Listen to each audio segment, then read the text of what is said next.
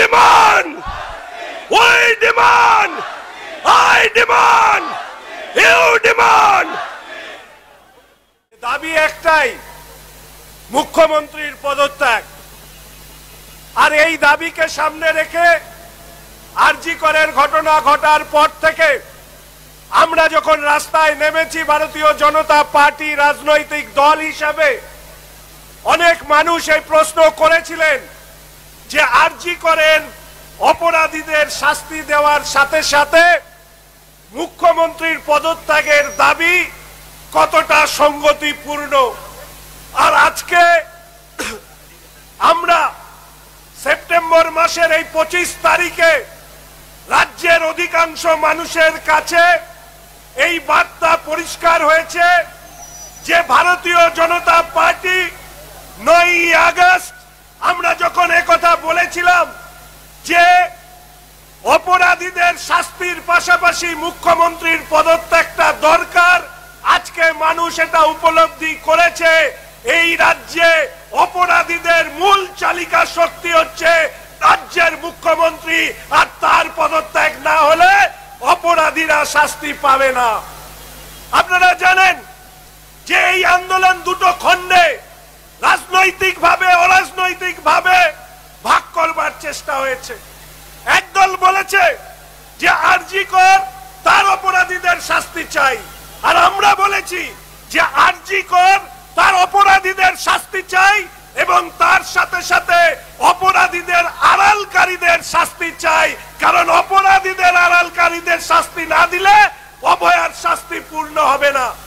তাই আজকে এতদিন পরে আমরা ভারতীয় জনতা পার্টি একথা মনে করি যে আরজি করেন এই যে তদন্ত, তার পূর্ণাঙ্গ তদন্ত এবং পূর্ণাঙ্গ বিচার তখনই সম্ভব হবে যখন অপরাধ এবং অপরাধীদের আড়ালকারী তারা উভয়ে তো শাস্তি পাবে। ফলে ভারতীয় জনতা পার্টি একটা দীর্ঘ আন্দোলন করবার প্রস্তুতি নিয়ে আমরা এই কাজ করতে রাস্তায় নেমেছি। অন্যান্য রাজনৈতিক দল যখন রাস্তা ছেড়ে দিয়েছে তখন ভারতীয় জনতা পার্টি রাস্তায় দাঁড়িয়ে এই আন্দোলনকে এগিয়ে নিয়ে যাচ্ছে। অভয়ার বিচার চাই, বিচার চাই কুচবিহার থেকে কামদুনি পর্যন্ত সমস্ত নির্যাতিতা পরিবারের। আজকের দিনে দাঁড়িয়ে আপনারা জানেন যে হঠাৎ করে সামাজিক মাধ্যমে দেখলাম যে এক বাঘ নাকি ছাড়া পেয়েছে। তাতে অনেকে আবার বলছেন আরে সব নাকি সেটিং। আমি সেটিং ফেটিং তো বলতে পারবো না, আমি শুধু এইটুকু শুনলাম যে বাঘেরা একটা মানহানির মামলা করেছে। বলছে বীরভূমের বাঘ ফিরেছে বলে বাঘেরা মানহানির মামলা করেছে। কেন? কারণ করেছে ওই বাঘকে নাকি আবার অনেকে গরুচোর হিসাবে চিহ্নিত করে। তো বাঘ যে গরুচোর সেটা তো আমরা জানতাম না।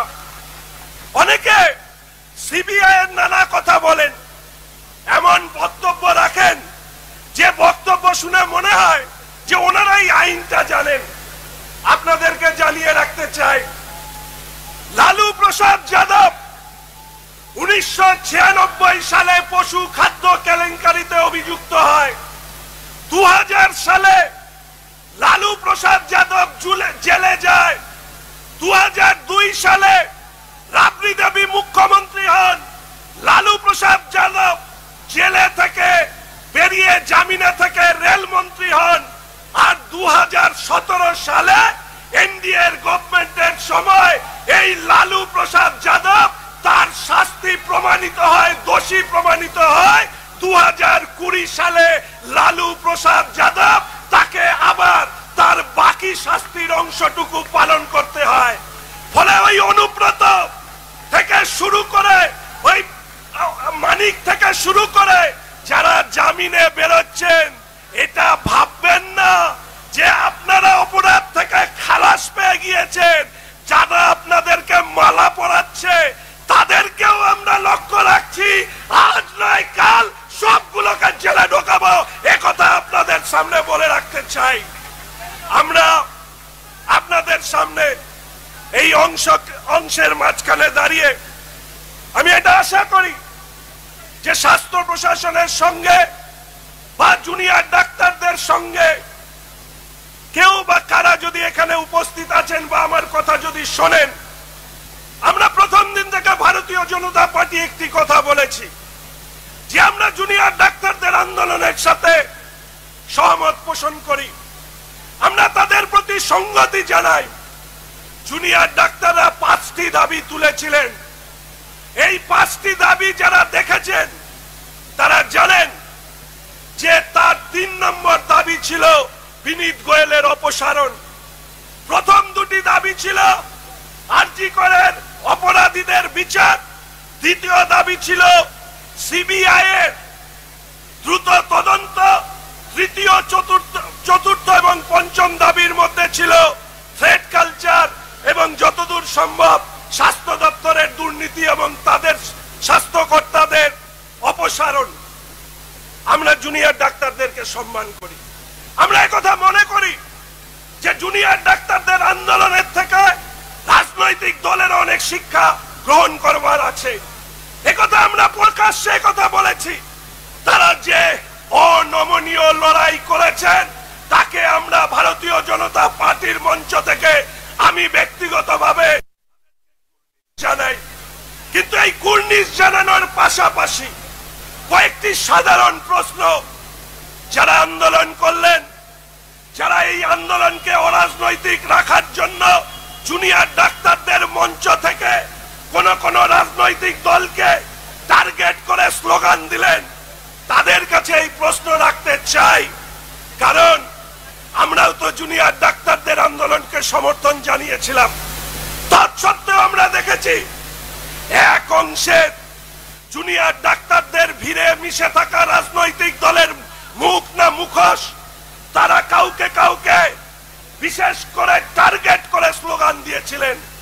আজকে কেউ কেউ এই প্রশ্ন করছেন। আমি মার্জনা চাই জুনিয়র ডাক্তার বন্ধুদের সাথে এই কথা বলতে চাই। আচ্ছা বলুন তো, জুনিয়র ডাক্তারদের আন্দোলনের সাথে মুখ্যমন্ত্রী প্রতারণা করেছেন, হ্যাঁ কি না? সারা রাজ্যের মানুষ বলবে জুনিয়র ডাক্তারদের আন্দোলনের সাথে রাজ্যের মাননীয় মুখ্যমন্ত্রী প্রতারণা করেছেন।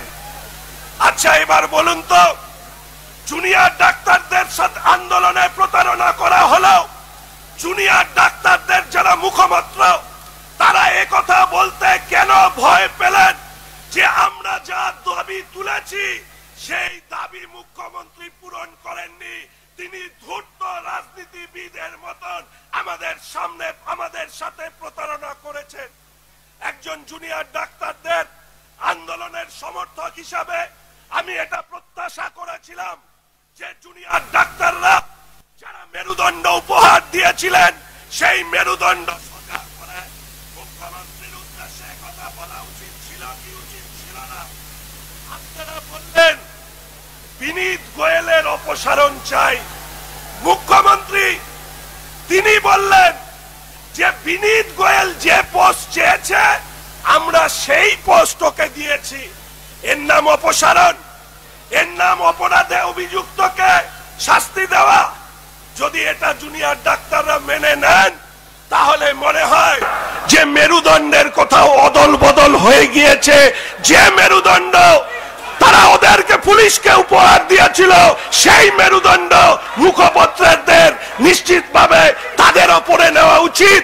কারণ পশ্চিমবঙ্গের মানুষ মনে করে যে জুনিয়র ডাক্তারদের আন্দোলনের সাথে রাজ্যের মুখ্যমন্ত্রী তিনি প্রতারণা করেছেন।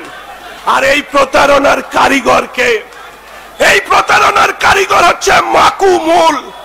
এরা কারা? এই মাকুমুল হচ্ছে বামেদের সেই নেতৃত্ব যাদের মূল কাজ তৃণমূলকে অক্সিজেন সরবরাহ করা। এরা জুনিয়র ডাক্তারদের আন্দোলনকে নিয়ন্ত্রণ করার চেষ্টা করেছে এবং নিয়ন্ত্রণ করে মুখ্যমন্ত্রীর বিরুদ্ধে আওয়াজ না উঠিয়ে জুনিয়র ডাক্তারদের আন্দোলন শেষ পর্যন্ত ছাত্র সংসদের নির্বাচনের বিষয়বস্তু হয়ে দাঁড়ায়। না বন্ধু, না জুনিয়র ডাক্তার বন্ধুরা, পশ্চিমবঙ্গের মানুষ জুনিয়র ডাক্তারদের নিরাপত্তা চেয়েছে, নিরাপত্তার পাশাপাশি অভয়ার বিচার চেয়েছে, অপরাধীদের আড়ালকারীদের বিচার চেয়েছে। আপনাদের কাছ থেকে আরো বলিষ্ঠ অন্তত স্টেটমেন্ট আমরা আশা করেছিলাম। ফলে স্বাভাবিকভাবেই জুনিয়র ডাক্তারদের প্রতি সংগতি জানিয়ে রাজ্যের স্বাস্থ্য ব্যবস্থার সাথে যুক্ত যারা, তাদের কাছে এই আবেদন রাখতে চাই, ভারতীয় জনতা পার্টি রাস্তায় আছে, রাস্তায় থাকবে, আপনাদের নিরাপত্তার জন্য আপনাদের পাশে থাকবে। তার পাশাপাশি আমরা এটাও চাই, আপনাদের সাথে মুখ্যমন্ত্রী প্রতারণা করেছেন, এটা আপনাদের সর্বসমক্ষে জনসমক্ষে বলতে হবে। কারণ বিজেপি এই কথা প্রথম বলেছিল, এই রাজ্যের সমস্ত অপরাধের আড়ালকারীর নাম মমতা ব্যানার্জি। তা সে কতখানি ধূর্ত হতে পারে আশা করি জুনিয়র ডাক্তাররা আজকে বুঝতে পেরেছেন। আমি উত্তরবঙ্গের ছেলে, যেদিন এই ঘটনা ঘটে সেই সময় দাঁড়িয়ে আমরা আওয়াজ তুলেছিলাম, বলেছিলাম উত্তরবঙ্গ লবি নামে রাজ্যের স্বাস্থ্য ব্যবস্থাকে যারা নিয়ন্ত্রণ করে, আমার লজ্জা যে নর্থ বেঙ্গল মেডিকেল কলেজ, যেখানকার ছাত্র জুনিয়র ডাক্তার আরএমও থেকে শুরু করে প্র্যাকটিশনারদের সাথে আমার প্রতিদিনকার ওঠা বসা, ছাত্র রাজনীতি করার কারণে তাদের হোস্টেলে যাওয়া আসা বন্ধুত্বের সম্পর্ক, সেই নর্থ বেঙ্গল মেডিকেল কলেজে একজন ভগবান রূপী শয়তান ডক্টর সুশান্ত রায়, অভিজ্ঞ বিরূপাক্ষ বিশ্বাসরা রাজ্যের স্বাস্থ্য ব্যবস্থা নিয়ন্ত্রণ করতেন। আমি যখন এই কথা বলেছিলাম যে উত্তরবঙ্গ লবি দুর্নীতিতে নাম কিনেছে, আর আমাদের উত্তরবঙ্গ 3 কোটি 2.5 কোটি মানুষের বাস, একখানা নিউরোসার্জন নেই।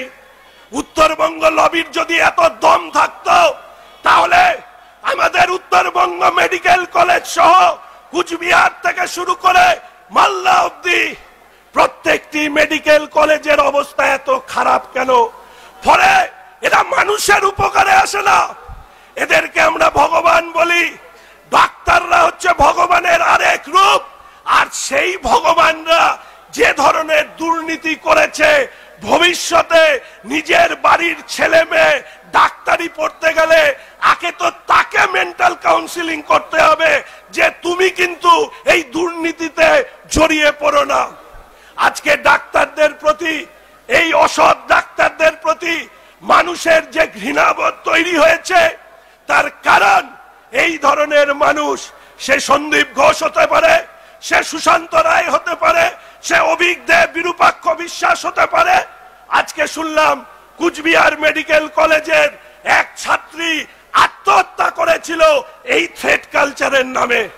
আমরা প্রশ্ন তুলেছিলাম, আমি এবং মাননীয় সাংসদ রাজু বিস্তা মহাশয় গভর্নরের কাছে আপিল করেছিলাম যে কেন ডক্টর সুশান্ত রায়ের বিরুদ্ধে সিবিআই তদন্ত করা হবে না। আজকে খুশি যে ডক্টর সুশান্ত রায়কে সিবিআই ডেকেছে। আমরা আবার বলছি, যে সমস্ত মানুষ পশ্চিমবঙ্গে আজও দুর্নীতি করে টিকে আছেন, খোলা আকাশের নিচে দাঁড়িয়ে নানা বক্তব্য রাখছেন, পাপ কখনো বাপকে ছাড়ে না। এই তৃণমূলের 13 বছরে যত অন্যায় হয়েছে, আজ নয় কাল জেলের ঘানি আপনাদেরকে টানাবো, এই কথা আমরা দায়িত্ব নিয়ে বলতে চাই। আমরা বলতে চাই, স্বাস্থ্য দপ্তরের দুর্নীতি এমন একটি পর্যায়ে পৌঁছেছিল, আমাদের সম্মানীয় রাজ্যসভার সাংসদ তিনি একথা আগে বলেছেন যে আরজি করে যে মারা গিয়েছে মেয়েটি, সেই মেয়েটি মহিলা বলে সে শারীরিকভাবে অত্যাচারিত হয়েছে। সে যদি ছেলে হতো তাহলে সে শুধু খুন হতো। ফলে স্বাস্থ্য দপ্তরের দুর্নীতির সাথে আরজি করেন এই মেয়েটির হত্যা কোথাও সম্পর্কিত কিনা সেটা তো নিশ্চিতভাবে আগামী দিনে আমরা জানতে পারবো। তবে স্বাস্থ্য দপ্তরের দুর্নীতি রোধে ভারতীয় জনতা পার্টি আমরা অঙ্গীকারবদ্ধ। আমরা শেষ যে কথা আমি বলতে চাই, গতকাল ভারতীয় জনতা পার্টি থানা শুদ্ধিকরণ অভিযানের ডাক দিয়েছিল। মহিলা মোর্চা থানা শুদ্ধিকরণে গিয়েছেন। আমরা বিশ্বাস করি যে রাজ্যের অধিকাংশ পুলিশ কর্মী তারা এই রাজ্যে এই সরকারকে আর এক মুহূর্ত চান না। রাজ্যের অসংখ্য পুলিশ কর্মচারী আধিকারিকরা রাস্তায় দাঁড়িয়ে দেখা হলে আমাদেরকে কথা বলে, আর কতদিন বিচার নয়, ওরা বলে আর কতদিন এই সরকার থাকবে। আসলে এই সরকার যদি একদিনও বাড়তি থাকে, সেটা এই রাজ্যের আরো বেশি অন্ধকার ঘনীভূত হবে। রাজ্যের অসংখ্য পুলিশ কর্মচারী যারা এই রাজ্যের সরকারের পতন চান, তাদের মান সম্মান, তাদের পোশাকে কালিমা লিপ্ত করেছে কারা? এই বিনীত গোয়েল, এই ইন্দিরা দেবীরা, এই রাজীব কুমাররা, এই ডিসি নর্থ অভিষেক গুপ্তার মতন লোকরা। ফলে স্বাভাবিকভাবে এই পুলিশকে কালিমা লিপ্ত যারা করেছে তাদের গ্রেপ্তারের দাবি সাধারণ পুলিশ কর্মীদের মধ্যেও আছে। আর শেষ খবর দেব এটাই, বিধানসভা থেকে বেরোচ্ছিলাম, হঠাৎ দেখি পুলিশের মধ্যে ব্যস্ততা, শুনলাম বিনীত বাবু আসছেন, বিনীত গোয়েল বিধানসভায় ঢুকছেন। তো আমি আমার সাথে এক রিপোর্টার জিজ্ঞেস করলেন যে বিধানসভায় হঠাৎ বিনীত বাবু কেন? আমি বললাম বিনীত বাবু আগে ভাবে বুঝেই চোরেদের দলের নাম দেখাবেন বলে বিধানসভায় কারো সাথে দেখা করতে এসছেন কিনা বলতে পারবো না। তবে বিনীত বাবু থেকে স্বাস্থ্য দপ্তরের দুর্নীতিবাজ ধান্দাবাজ ডক্টর সুশান্ত রায়, অভিজ্ঞ বিরূপাক্ষ বিশ্বাসদের জেল খাটানোর দায়িত্ব ভারতীয় জনতা পার্টির। সেই কাজে আমরা অবিচল থাকবো। এইটুকু কথা বলে সবাইকে ধন্যবাদ জানিয়ে আমি আমার কথা শেষ করছি। ভারত মাতা কে, দফা এক দাবি এক, দফা এক দাবি এক। We demand, we demand, I demand, you demand.